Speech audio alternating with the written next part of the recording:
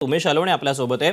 उमेश, सध्या अकोल्यामध्ये कुठे छापेमारी चालू आहे, विदर्भामध्ये कुठे छापेमारी चालू आहे, या छापेमारीतून काय नेमकं पुढे येत आहे, काय अधिकचे अपडेट मिळत आहेत?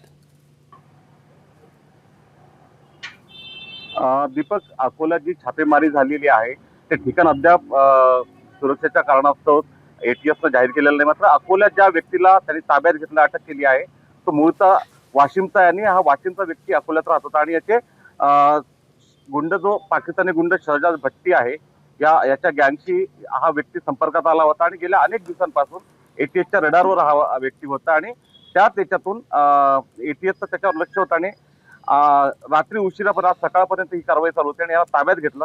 त्याचं नाव जे आहे ते एटीएसनं गुप्त ठेवलेलं आहे आणि कुठून त्याला नेमकं अटक केलेली आहे, कुठून ताब्यात घेतलेलं आहे हे त्यांनी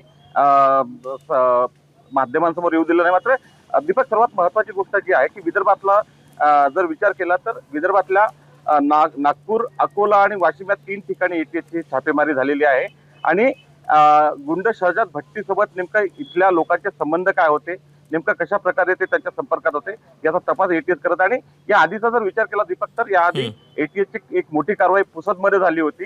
याचं पुसद कनेक्शन सुद्धा काही आहे का याचा तपास एटीएस करणार आहे। मात्र अकोल्यातून या व्यक्तीला ताब्यात घेतल्यानंतर मोठी खळबळ उडालेली आहे आणि दीपक, एक याच्यातला महत्वाचा अँगल जे आहे, सिमी जेव्हा कार्यरत होती, सिमीच्या कारवायांचं मोठं केंद्र जे आहे ते अकोला होतं आणि अकोल्यातले अनेक स्लीपर सेल जे आहे ते अद्यापही अशा देश विघातक शक्तींच्या कॉन्टॅक्ट मध्ये असल्याची शक्यता जी आहे ते यामुळे अधोरेखित होते आणि एटीएस अकोल्यातल्या सर्व कारवायांवर लक्ष ठेवून आहे। दीपक, नक्कीच, त्यामुळे स्वाभाविकच आता यातून काय नेमकं पुढे येत आहे, कुठलं कनेक्शन आणखीन समोर येत आहे पाहणं महत्वाचं असेल। उमेश, धन्यवाद दिलेल्या सविस्तर माहितीबद्दल।